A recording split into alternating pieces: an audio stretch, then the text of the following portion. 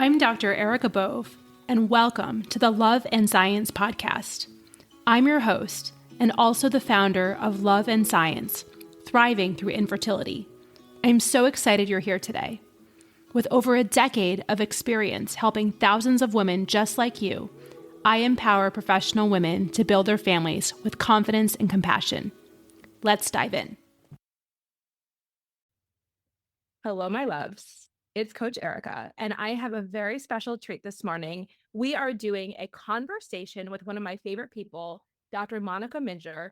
We have a lot of similar passions, and we're also friends outside of this context. And so we decided to have a conversation that we would air on both of our podcasts to serve both of our audiences and really to sort of think about optimizing natural fertility from a very holistic perspective. So Dr. Minjeur, thank you so much. And I know we're co-guesting and co-hosting, but why don't we introduce ourselves just so that each other's audiences can sort of get a sense of who we are and what we're about. I'm so excited to be doing this. We've been wanting to do this a long time, so I'm glad we made the dates align here. So I'm Monica Minjeur. I am a family medicine physician, and I practice currently in Cedar Rapids, Iowa. I do also do telehealth visits through other states in the country right now, but I am the founder of Radiant Clinic, and we help women with creating natural menstrual cycles, trying to get things back aligned in order to help their health, but also to improve fertility. Because we really believe that once we find the root cause to some of those underlying menstrual concerns, that natural fertility oftentimes will follow. And so we really focus on where can we find those root cause treatments and where can we help you get your lifestyle back in line so that we can achieve that natural fertility when it's possible to do so. That is absolutely amazing. And I'm so grateful for the work that you do, because I will tell you, especially when I wear my doctor hat in rural Vermont, it is amazing how many people I see who actually don't really need fertility treatment. They just need a little nudge to the system, or maybe they didn't really realize that some medication they were taking was shutting things down. Like, there's so much that we can do outside of sort of traditional treatments that, people are surprised when it works, but it's like, hey, sometimes we get lucky. Sometimes we use our brains and our smarts and help people with their menstrual cycles. And it's just amazing. For your audience, my name is Dr. Erica Bove, and I am a fertility specialist by training OBGYN REI, which for people who may not be in medicine, that means obstetrics and gynecology, and then also reproductive endocrinology and infertility. So we basically were kind of like spokes on a bicycle wheel coming to the same place of helping people with their menstrual cycles. Everything I do in my work centers around the menstrual cycle, truly.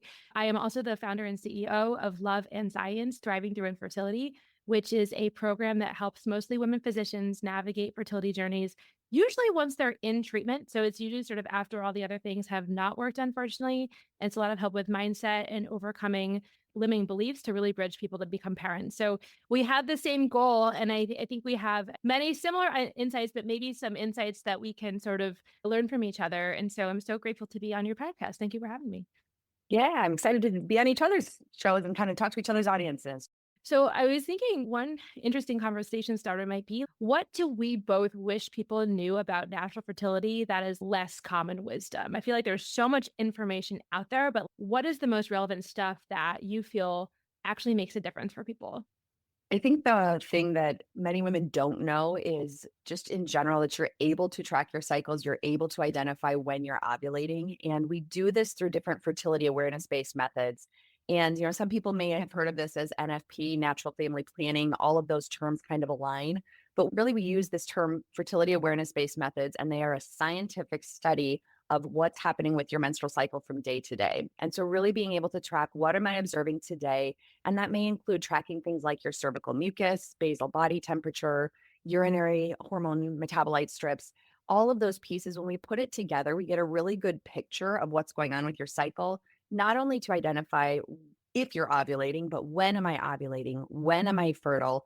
As well as being able to tell a whole bunch of other things about what's going on with your cycle. Some women come and they're like, oh, I'm only having a period every 38 days. I know that's not normal. And we look at it and we go, actually, between when you're ovulating and when you're actually having your next period, that can be normal. And so just helping women to really be empowered to understand that they do have the power and knowledge to be able to track that is really step one. And that really sets the stage then for being able to do all the other evaluation and kind of turns us into like, hey, this is where we may need to check labs, or this is where we may need to get an ultrasound. but timing it specifically to your cycle and optimizing your lab levels for exactly where you are rather than just doing a cycle day 21 test, for example, which is really common in conventional medicine. But timing it to your cycle really helps us to be able to figure out what's going on with you. So it all starts with charting. I cannot do the work that I do without knowing what's going on with your cycle. And that's where we really become partners in figuring out what's happening. Yeah, I think that's amazing. Even yesterday, I was talking with somebody who's actually going through IVF who is hoping to have an embryo transfer. And in the previous month, she did some cycle tracking and she's like, oh my gosh, I didn't ovulate until day 18. And that information helps her IVF doctor to be able to better understand this current cycle. And I know that's not conceiving outside of treatment, but I think menstrual cycle awareness is always useful no matter what we're doing.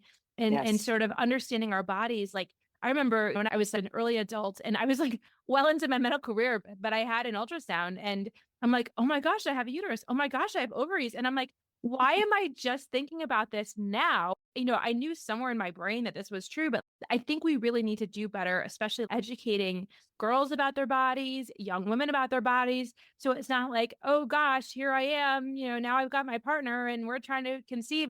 I had someone tell me the other day she really didn't really understand how to have sex. And I know that's sort of the exception rather than the rule, but it's like we have to sort of bring awareness to the amazing vehicles that our bodies are so that we can understand them and use them to the greatest potential, you know? Absolutely. Yeah. Absolutely. How about for you? What are things that you wish that people knew more about this Yeah. whole fertility journey? Sure. I think that like lifestyle cannot be underestimated. And I can't tell you the number of times that I have talked with somebody who's been trying for years. And, maybe it's that, I practice in Vermont where there's a lot of marijuana. A lot of people are daily marijuana Mhm. users. And it's just like, I'm not trying to kill your joy, but I think we got to cut down and maybe eliminate this altogether. And that in and of itself, any change you make is probably going to take about 3 months to see an effect down the line, especially with sperm, because that is the life cycle of the sperm. It takes that long once a new sperm is made to actually get outside the body.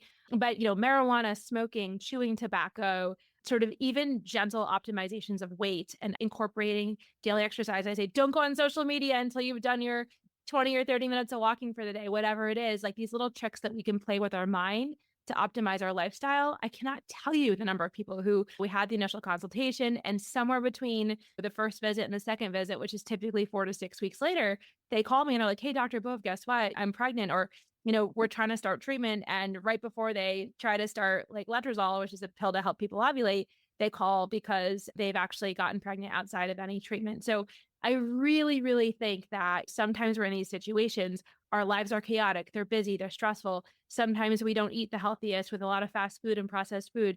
But once we can really look at dietary and lifestyle stuff and break it down and be intentional about that, I see a lot of people who become fertile once those things are even very gently addressed. Absolutely. Well, and again, we're not addressing just, hey, put a baby in you, right? Like we're looking at what's your long-term health and all of those things help improve the health of the pregnancy, improve the health of mom and sometimes dad along the way. It's like anywhere that we can make that difference that is sustainable without just saying, hey, here, take a bunch of pills. Absolutely. It's going to be a win for everybody. Yeah, absolutely. And I wanted to sort of ask a follow-up question about the menstrual cycle tracking because everybody has their different apps. I was looking at your website. You use something called the FEM app in your practice. Is that So right? we have a couple different apps Okay. that we utilize. Okay. So actually the one that we prefer now, it's Chart Neo. And the Okay. reason I love Chart Neo is because it allows clients to share their charting directly with me. So that's been really amazing. So people can call and they're like, hey, I think I need to get labs drawn. I sign in and I look at their chart and it's amazing. So there's Hmm. multiple different methods that are available. So I'm trained to read lots of different charts. So FEM is one of them, Creighton is one, symptothermal Marquette method. But Yep. Neo Fertility is a newer one, and Chart Neo is the app that goes along with it. And primarily, especially when we're dealing with fertility, that one is incredibly crucial. It's targeted primarily for fertility. Now, if you're not trying to get pregnant, sometimes we'll direct you a different way. But especially for our fertility clients, Chart Neo is really the way to go. It is a free download, which I love. And so you can get started with stuff. And it's very, very simple. You can choose which pieces that you're tracking with it in order to make it customizable for you. But like I said, it does have that component where you can share it with a medical professional that you're working with so that they can see it in real time and you can work together rather than here's a picture of my chart or this is what I saw. And trying to explain that through a text or an email is really frustrating. Whereas I can see that chart in real time. It's just like, oh, boom, picture makes it really clear.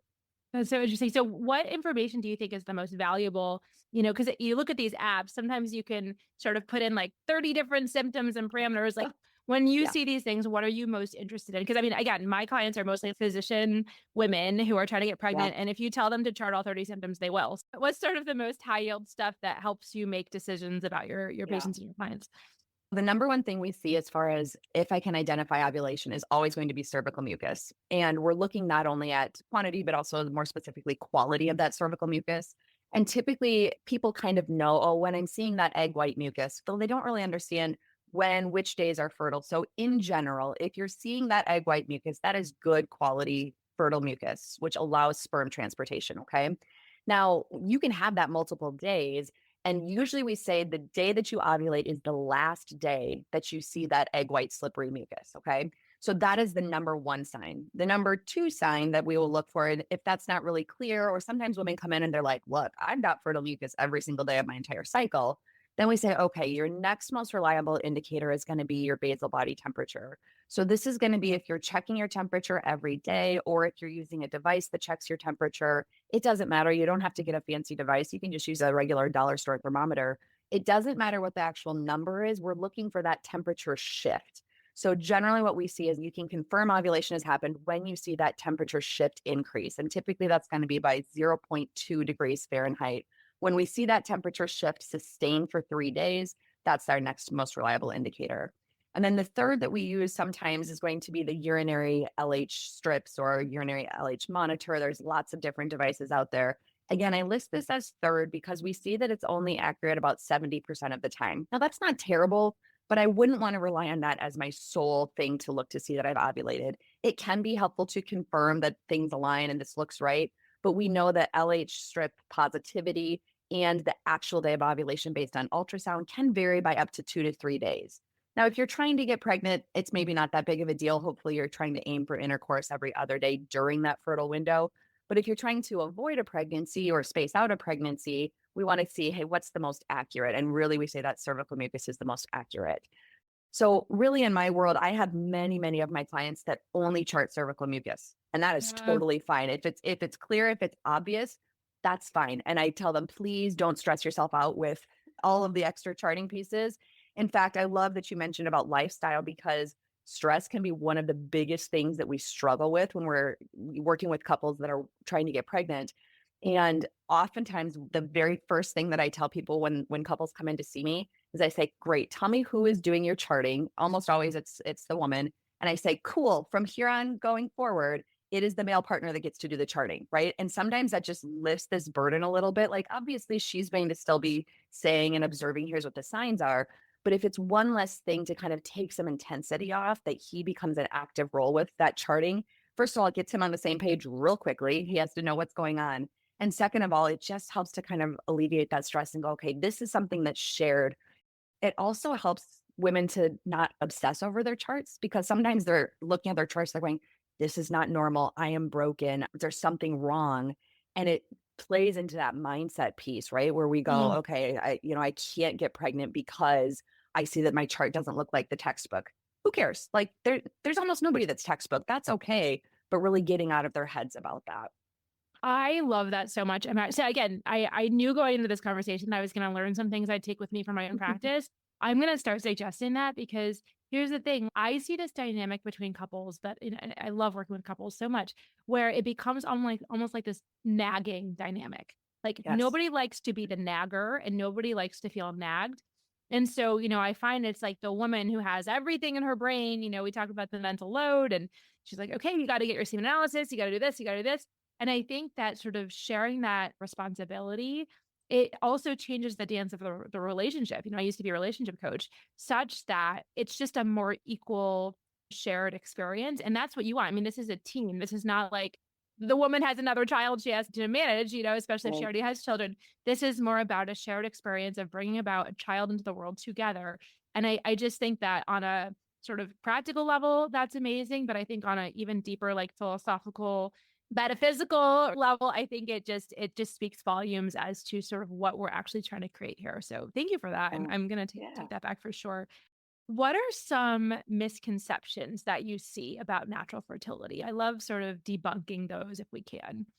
Sometimes I get people that come to see me and they say, "Oh, I hear you're the natural fertility doc. And does this just mean that you're going to give me like teas and tinctures and potions and, that kind of stuff?" And generally, the way that I look at it, as I say, we approach treatment with three different legs, and I can't do it without all of them. So the first is always going to be lifestyle modifications. We talk specifically about sleep, diet, exercise, stress reduction, as well as mental health and clarity with that. So those are always the cornerstone of everything we do. The second piece we talk about is supplements and whether that can be vitamins. If we can get things through food sources, I'm always a big fan of that. And oftentimes that supplement discussion means quitting a lot of your supplements. I see so many women come in and they're on 20 supplements because they're like, "Oh, my coworker got pregnant on this. My sister said I should take this." And sometimes those supplements work against each other. And so always at the first visit, we say, "Clean slate. I want you only on these specific things, and we're going to Yeah. get rid of all of the rest." So just minimizing that. And that can be a huge burden relieved as well to say, "Oh, cool. I'm now saving a ton of money, a ton of time. I don't feel like an old lady because I have a pill box of 80 supplements." And then the third piece is that I do prescribe medications. I prescribe many similar medications to what you do in the reproductive endocrinology world. We utilize letrozole, we utilize HCG, we utilize bioidentical hormones, and we do time those with your cycle. And so I think that's probably the biggest misconception is I think people think that natural fertility always just means that I'm going to do some weird voodoo magic, but the reality is we utilize conventional medications that are FDA approved, that are falling in line with where things are at in your cycle. And so I think that's the biggest thing. Now, the difference is that I don't do IVF procedures. I don't do IUI procedures. I'm not trained in them. But it's more a matter of saying, okay, how can we work in concert with your body to let these medications do what they need to do? And we're monitoring that every cycle. So, for example, if I start you on letrozole, which is this medication to stimulate ovulation, I'm checking your lab levels again later on in your cycle to make sure that we have the correct dosage. So we adjust your letrozole every cycle. We may do an ultrasound that cycle to determine are we on the right track? Do we need more? Do we need less? And so really that fine tuning to see what does your body actually need. The other is that not every woman needs letrozole. Sometimes we find things are looking okay, you're ovulating regularly, your hormones look good, and we're in okay shape there. And so that's more where that natural piece comes in, is that it's not just here, go, drink some tea and you'll get pregnant, or just sit and meditate over being pregnant and it'll happen. We do utilize those mindset pieces and lifestyle pieces, but absolutely in addition with using conventional medications in a science-based approach. I love everything you said about that. To your comment about the supplements, I've had people bring in like such heavy purses they could barely carry them, like these Yes. giant. I've even had somebody bring a small travel sized luggage, like the roller carry ons. One time Oh somebody no. came to my clinic with like a carry on size full of supplements. And I just like that image will forever be burned in my brain because I'm like, you know, Oh, not only can you imagine the expense, but like also like lugging that thing around. We talk about burdens and putting down the yes. backpack. Like, hello, I Yes. need to manage Yes. that. Even last week in clinic, I had that experience where like a whole countertop was full of these supplements. And I'm like, okay, you need this one, and the rest can go away. So Yes. sometimes, a lot of times, less is more. I agree with you. Yes. And then just in terms of thinking about just what is natural, that's something I help people with all the time because I think similar to like, I sort of believe that like we are in this world sort of caring about things. Basically, we are the people, the hands of higher power. And, I'm like, who am I to say what's natural and what's not natural? And so when I think about like what is natural, I think the menstrual cycle is natural. And if Yes. I can help people, and that's your website is just amazing. When I saw like the graphs of the estrogen and the follicle stimulating hormone, like it just made my heart so happy because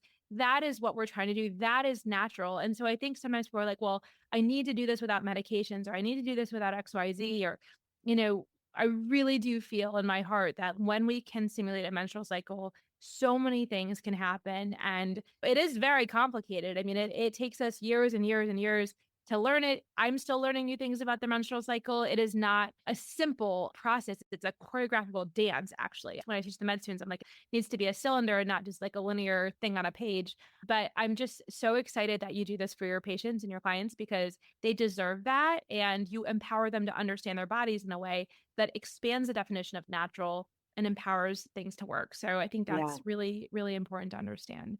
And I tell people, I say, if you were able to live in a void of stress in a perfect world where your meals were perfectly prepared for you, you had time to exercise, you had time to relax, all of that stuff, your cycles would fall back into line. And for many, many women, either, job situation, family situation, maybe they've got kids at home already.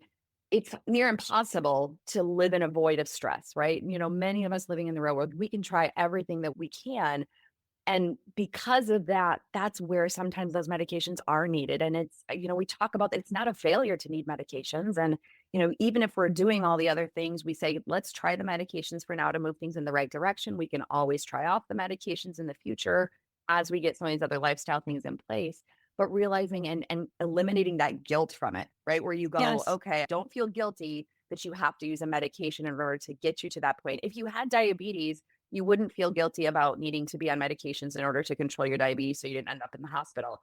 This is no different, until we can get to that point of saying, hey, this can be very normal, or, just living in a bubble, it's that medications are a part of the journey for many women. Yes. And I mean, I always tell my patients this too, like they're safe, they're well tolerated, the side effect profile is usually pretty low. I talk about giving the body a little nudge. And I think that that Yes. sort of works for people because it's like your body's going to do what it needs to do. It just needs a little sort of push to get going. And, that's the beautiful thing. So, the fertile window, I was hoping that we could talk about that too. So, what do you tell your people about the fertile window and when they're most fertile in their cycles? So one of the really cool things about the Chart Neo app that we utilize is that the app itself will pick out when that fertile window is, which is really nice. So you don't have to think too much about it. But typically what we're looking for, especially as far as cervical mucus, if you are going to the bathroom and checking for cervical mucus, you just do a wipe across the perineum and you say, okay, does this feel like a slip and slide or does it feel like a dry desert? If it feels like a slip and slide, that can be the start of a fertile window. After you've wiped, you're going to take a look at that toilet tissue and say, do I observe any mucus on it? And that's where you're going to look at the different characteristics of it. So if it stretches more than 2 centimeters or an inch, if it's clear and if it's slippery, that's going to be fertile type mucus. And so that begins the beginning of your fertile window. And then it continues through until the last day that you see that. That's going to be your last day of mucus observations. But actually, that fertile window continues for up to 3, sometimes 3.5 days after that last time that you've seen fertile mucus. And the reason that's important to know is that sperm can actually survive for up to 5 days if there's fertile mucus present. And so, even if you say, okay, well, I'm not seeing any fertile mucus, you may still have some fertile mucus that's in the cervical canal, that's in the vaginal area that just isn't being noticed, but sperm can still get to where it needs to go. The other is that if you have had intercourse prior to the exact day that you've ovulated, that sperm can hang out for up to 5 days while it's waiting for that egg to be released. And so the timing of that becomes important, especially when you're looking to try and achieve a pregnancy, is that we generally recommend trying for intercourse every other day from the first time that you've seen fertile mucus until at least 3 days after your last observation of it. The other thing that I would add in, though, just as a side note, is that I oftentimes see couples that are trying to get pregnant, that's the only time that they have intercourse. And Mm. when I see that, then we start to have the questions and we say, okay, is intercourse a job? Or is this something that is lighthearted and fun and brings you together? Because I believe it's really important that when you are trying to achieve a pregnancy, that intercourse is not happening just during that fertile time. We need to utilize other times. You need to come together at other times where you go, okay, this is light and enjoyable and fun so that we take some of that intensity off of that fertile window, because then there's kind of this performance anxiety, like, oh, it has to happen here. But really just making sure that if you're trying to get pregnant, that we are utilizing that fertile window, but also please use other times as well. 100%. I could not agree with that more. I mean, I think sexual health is so important. And if it's just limited to the pure purpose of procreation, then it loses so much of its other Yeah. wonderfulness and it can start to drive a wedge in relationships. And so let's Yeah. create healthy relationships or maintain them. And also just like keep it fun. Like, maybe do something a little different. Maybe have a date night. Like it doesn't have to just be Yes. like check, check, check, check, check, check off the Yeah. list. That's fantastic. I get a lot of questions about do positions matter or are all the sperm seem to be falling out. And I just sort of reset expectations. Like positions, there's never been a study that showed that positions, mattered. Every now and again, somebody will have a situation, maybe they've had trauma or something where it really is hard to have penetrative intercourse. And there are physical therapists and sex therapists who can work and help people in that very sensitive situation. So there's that. And also, are all the sperm falling out? Well, no, most of them, yes, but that's how the body's designed. And so like that slip inside the cervical mucus, I was always taught under the microscope is like a series of swimming lanes. And so the Yes. sperm that can get into the swimming lanes are the ones that get up into the uterine cavity and the fallopian tubes actually pretty efficiently, anywhere between 2 and 15 minutes from the time Mhm. of that ejaculation. So, it is really interesting that the sperm that are supposed to get in, and then the body then sort of has this block, and most of the other sperm do not. I mean, there are studies that show out of the millions and millions and millions of sperm that are ejaculated, that only a few hundred get inside.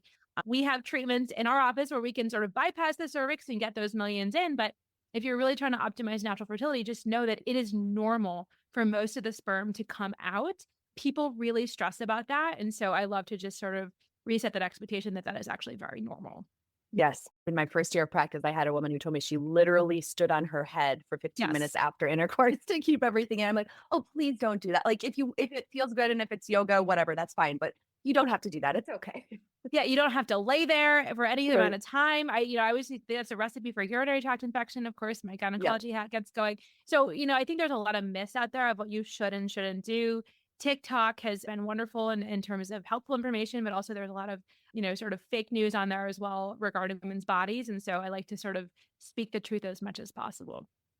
What do you think about this mind body connection? I know that we talked about it a little bit in terms of stress and the role that that can have. But that's a lot of why my coaching practice is to help people with that aspect. What do you think? Yeah. I think it's interesting. There's not good randomized controlled studies that look at this, but you've probably seen this. I know I have seen this. I have had times where couples, we go through everything that we can and they've tried everything. And I say, you know what? You guys seem really stressed out about this. Let's just take a break from everything. Don't chart. Let's back off on the medications, all of this stuff. And wouldn't you know it, like within a month or 2, they call me, they're like, "Hey, we're pregnant." Now, I'm not advocating that that works for everybody, and I don't wanna be cheeky and say like, "Oh, well, just quit and then you'll get pregnant." I realize that's not everybody's story, but for some couples, it absolutely is. I have absolutely seen that before. And so I think there's this huge connection of, we want to be intentional without creating intensity. And I think that becomes a challenging balance at times, but that's where my job comes in is to say, okay, doing those things, where can we offload things, especially from the woman's plate to say, okay, you don't have to do the charting. You don't have to do the medications. Let's stabilize everything so that it's just kind of autopilot and normal for you. Now, during this time, I don't want you to take on any new projects at work. I don't want you to start training for a marathon, any of those pieces where sometimes women feel like if I would just do more, then that will help me to get pregnant. And my job and role is to say, no, no, no, I actually want you to do less, going to do specific things, but don't be taking on so much. So, like I said, I don't have a controlled study that shows or proves that, but absolutely have seen that if we can take the intensity off, that makes a huge difference. And sometimes for people, I'll say, hey, let's take a month off. And then if you want to come back to it, you come back to it. And we do. And sometimes it's just that nice reset that they need to go, okay, now I've got the resilience to keep on going. I know that you do a lot of this with your coaching work, so I actually wanna hear your answer on this because I think this is huge as far as how we make a difference going forward. Yeah, I agree with everything you said. And I love what you said about the intensity, trying to take the intensity down. And it's hard because for so many professional, successful people, that intensity is what's led to their success in other areas of life. And that sort of even self criticism as sort of that the thing that got them to the next level. And so what I try to do is I try to introduce self compassion and teach people how to do that. I don't mean like pie in the sky. I mean truly doing the work of saying like anybody in my situation would feel this way. How can I treat myself as I would my best friend? We are often the worst people to ourselves. And a best friend would say, take on fewer projects at work, create a little space in your schedule, slow down, feel your feelings, process the things.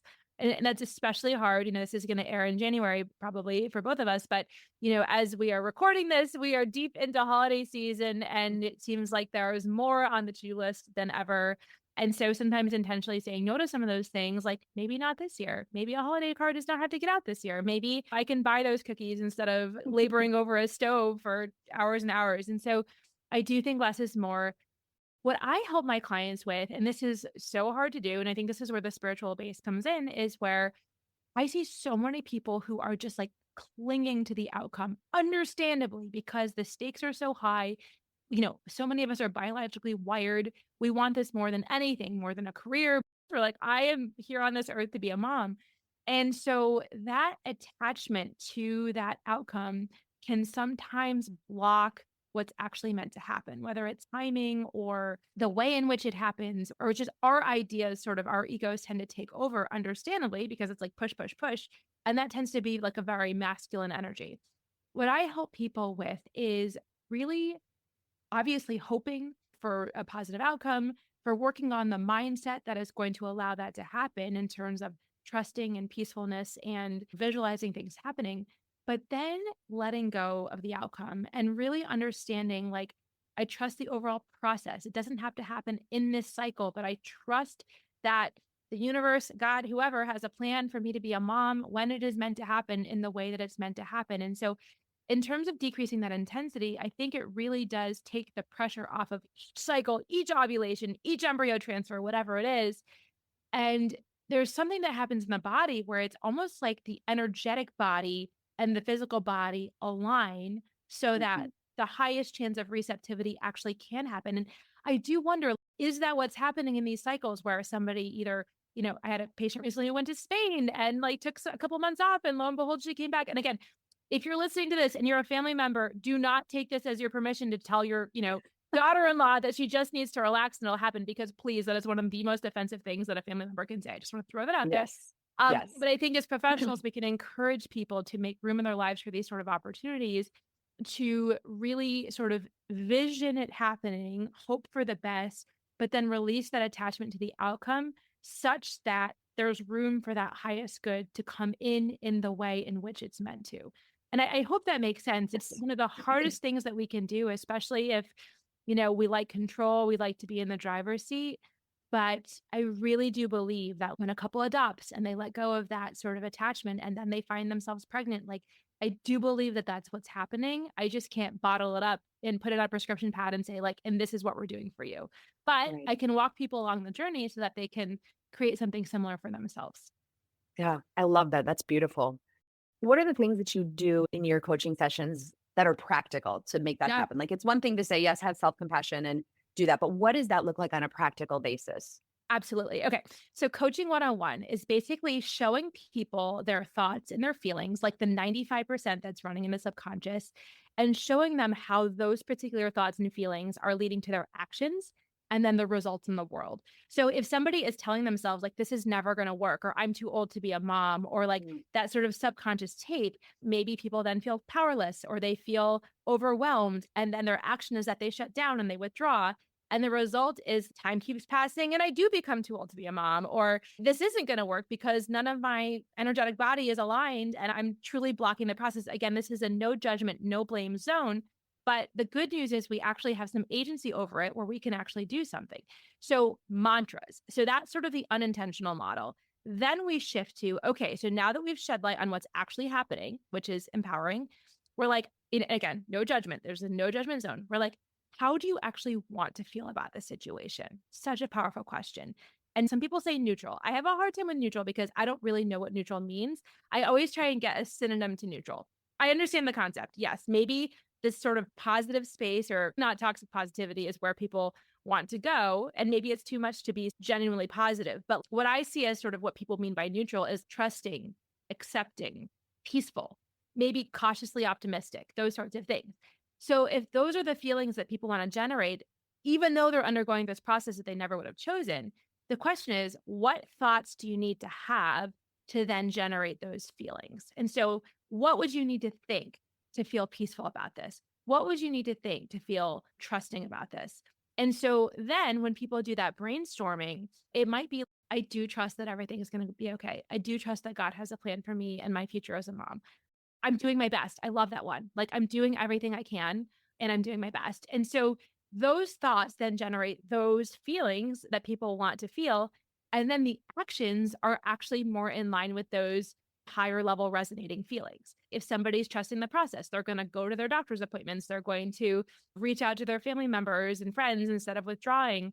They're going to connect with other people in similar situations. So, all those different actions spring from those higher level feelings. And then the results that happen as a result of that are going to be in line with those actions. So again, our thoughts create our feelings create our actions create our results. So when the brain starts to offer us those negative thoughts, because that is the path of least resistance. That is our programming. We have to use our brains for us and not against us. We have to say, hey, brain, I see what you're trying to do, but I'm not picking that up today. And I have people actually write down those mantras that serve them on a piece of paper. And so even yesterday, I was working with a client and she came up with 3 strong mantras as she approaches this next embryo transfer cycle. And I said, when you start to go down that shame spiral, because all these negative thoughts, that's where they lead us. A shame spiral shuts our bodies down, truly shuts our actual bodies down, not just our minds, our bodies.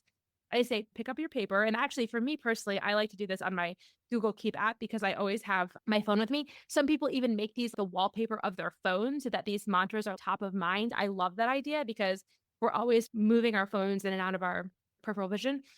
Having these mantras and then really saying those mantras, really embodying those mantras, and then those better feelings automatically flow. You have to try it out to believe it, but I promise you it works. And then when people are starting to feel peaceful, they're like, oh, this is just a part of my journey. Before, fertility was taking up like 98% of my thoughts, and now it's just one part of my life. And I think that that is one very practical way to reduce that intensity to allow this to work in a better way. So that's an example of how using self compassionate principles and using coaching principles, we can use those tools to shed light on what's actually running through our minds, how our bodies are actually feeling, and how that's leading to the results that we don't want. And then even these small, like 1% shifts, 2% shifts of heading in a slightly different direction, not only does it feel better, but it's actually what leads to a better outcome. I love that. You make it sound so simple and easy. So that's Oh, this yeah. is a lifetime of work. And but I think, people just need a little bit of a guide because it's really Yes. hard to get out of our heads. A lot of this is actually embodiment. Yes. Yes, this is happening on a conscious level, but we have to sort of really say, like, how do I actually want to feel and feel that? And we have to get comfortable with the full range of human emotions. And this is not easy. This is really the work is saying, like, oh, shame is showing up at my door today. I'm going to invite shame in and acquaint myself with shame, maybe even befriend shame because shame has something to tell me that this is data. This is useful data. Maybe it comes from the childhood. Maybe it comes from something that's going on in our lives, or maybe a message that we're telling ourselves that makes us feel less than. But until we can befriend the whole range of emotions, it's really hard to go through the fertility journey because it's ups, it's downs, it's everything in between, it's relationship stuff where we have to communicate our needs to another person and our care team and all those things. And so I do this like feel the feelings thing. Another thing that I help my clients with is 3 times a day, and I do this myself. So I walk the walk, this sort of how we feel app, which is also free. You download it and you can say how many times a day it prompts you to actually ask yourself, how do I feel? Mm. So many of us are just like these robots running around, checking off the list, doing the things. That is not a good space for fertility. It just is not. We have to Yeah. make room for a little soul to come in. We have to make room to elevate our consciousness. We have to, think about the fact that we're trying to become parents in a way that builds a better legacy than maybe one from prior generations. And so this is what I think in terms of befriending our emotions, bringing awareness to our emotions, feeling how that feels inside the body. We don't get pregnant in our minds, we get pregnant in our bodies. And so we have to make sure that we're aligned, that we're telling ourselves good messages, but also that our bodies are feeling aligned, powerful, like the powerful beings that we are, to be able to allow this to happen. Oh, I love that. I love that. Okay, well, if I needed to have babies, I would absolutely be talking to you because the mindset work is so important, so challenging. But I love how you said it's one thing to say it, but to try and do it for yourself is just a totally different ball of wax. So Yeah. absolutely. Well, what I will say, Dr. Minjeur, is that this does not just apply to the fertility journey. I say spoiler alert to my patients and my clients, this is not the last hard thing that's going to happen. And so Right. what we're doing what we're doing in this work is we're really up leveling relationships. We're up leveling evolution. We're bringing relationships with ourselves and other people to a higher level. And so really my goal in this, like, when people get pregnant, which is wonderful, and I'm sure you've seen this too, especially after infertility, you'd think it would be a happy event, but sometimes that's the scariest part is like, oh crap, now what? What if I have a miscarriage? What if something else happens? What if I'm not going to be a good parent? And so it's really like how to calm the nervous system, how to calm the mind. And I'm sure in your life right now, you have big goals and things that you're trying to accomplish where you're like, okay, how am I going to do this? It's that same process of understanding what our unconscious, maybe negative tape is, how we can sort of challenge that, ask ourselves if it's true, get into our bodies. How do we want to feel? And empower it That's one of my 3 pillars is how can we empower ourselves to bring about what we actually want to create in a way that brings about the highest good. And a lot of it is less is more, and a lot of it is actually getting out of our own way. And it goes back to both of our common goals is how can we restore that baseline health, right? Whether that's your physical health, your mental health. Because again, we're not looking for just the quick fix of like, oh, boom, get the positive pregnancy test. And both of us say, see you later. Both of us in our Mhm. worlds are saying, we want to empower you to make change in your life that is lasting, that impacts not only just your pregnancy, but your family and your relationships and everything beyond that. So Yes, love that. it's so beautiful. Well, is there anything else that you would like to impart before we end this conversation today? I think we've covered just about everything that I wanted to make sure people knew Yeah, about natural yeah, fertility. And, I think part of it too is that we want to make sure, I think for both of our sets of listeners to understand that this can be a very long journey for some people. And having the support that you need from people who know what they're doing, who have been there, who get it, who are looking at things from a standpoint of we're looking at this mind body connection, we're looking at solving root cause problems is very different than I think what a lot of women have experienced if they've gone to other conventional providers in the past. Maybe they feel like you've been shuffled through a system or you feel like just a number or a cog in the wheel where they're like, yep, here you go. Here's your prescriptions. You're like, wait, that's the same thing you gave the last 4 people. I yeah. think that's one of the things that both Dr. Bove and I share in common is that we want to look at your unique situation. We really bring that mind body connection, the root cause healing to this situation. And really I love the fact that we're able to connect over that because it's not super common, especially in the fertility world. A lot of people are looking for that quick fix. They don't get the answers and they just get really discouraged. So just wanting to bring a message of hope that there is a better way forward, that there are other options out there that can help you on your journey, no matter where that leads. Yeah, echo that so much, and thank you for bringing that up. I think that, at the end of the day, I was taught in medical school, you're going to learn most of what you need to learn about the patient and what to do by listening. Yes, the tests are important. Yes, all those things are helpful. But when I truly listen to a patient or a client, as you do, there's also this intuition that happens too. Like we see the patient, we hear the patient. And so many people who come to me say, you're the first person who's actually listened to me. You're the first person who's actually understood. You're the first person that's uncovered that I have a history of trauma from all these years that I've really never dealt with. Like there's so many things. And that's where it matters that we have time. We have the time. Yes. And it matters that we have the care and the passion to help. And it matters that we're able to see you and hear you and understand you. That tailored approach, I think, is what's missing in most of current medicine. And I think until we can bring that to the fertility space, people are going to feel like just a number. And hey, if you hit the lottery and the probabilities work for you, then fantastic. But if not, you sort of move on. It's not like that everywhere, but I think there is a better way. There is a message of hope that we both care deeply and want to help. So if what you heard today resonates with your journey, with your story, and you're like, I think that's what's been missing, please do seek us out. Obviously, for slightly different purposes, but let's be very clear about where the listeners can find us because I'm sure that there's many people in my world who have not yet heard of you, Dr. Minjeur, and similarly. So what's the best place for people to find you and benefit from all that you have to offer? Yeah. So our website has basically everything you need to know about us. So radiantclinic.com is our website. One of the things we have on there is we do have the option to book a free discovery call with me. So if you're on the fence, if you're like, I don't know if this is right for me, talk me through it, you can schedule a call directly with me that I'm happy to kind of talk through your situation, get you moving in the right direction. On the website, there's also a link to our podcast, but we do also have a podcast. It's called Cycle Wisdom. I typically keep pretty short episodes, but you can kind of spiral through those and say, okay, what applies to me? And again, we talk about specifics when it comes to fertility. So if you're dealing with PCOS and have infertility, there's episodes specifically about that. So you can just scroll through whatever topic is specifically applies to you. We're also on social media, but again, you can access all of that through our website. So website's probably the easiest way to find us. I'm going to start when I wear my doctor hat. I'm going to send people to your podcast now because, I knew it was a resource, but I didn't quite understand the depth of it and how applicable it could be to my patients. And so thank you for that. That is a gift No. to Yeah. both me and to all my patients. The best place to find me when I'm wearing my coaching hat is loveandsciencefertility.com. It's my website. And then from there, I have the podcast, Love and Science Fertility. I have pages on social, Facebook and Instagram, but really my website has the most comprehensive information. Similarly, you can book a discovery call with me, see if working together would be a good fit in the coaching space. I mean, hey, if you're in Vermont or New York or somewhere thereabouts, New Hampshire, and you're like, hey, I think I need a fertility doctor, I'm happy to see you at the University of Vermont. But coaching is really my zone of genius where I feel like I really can make the biggest impact in ways that other people are not in that space. And so, yes, listen, follow, book a call if this sounds good. And I think working together, we can really bring about the best possible outcomes. Absolutely. Thanks so much for chatting with me today. This has been really fun. I'm glad we It finally made has this been happen. fun. Yes, absolutely. And so thank you, listeners. As always, we love you. Until the next time. Bye.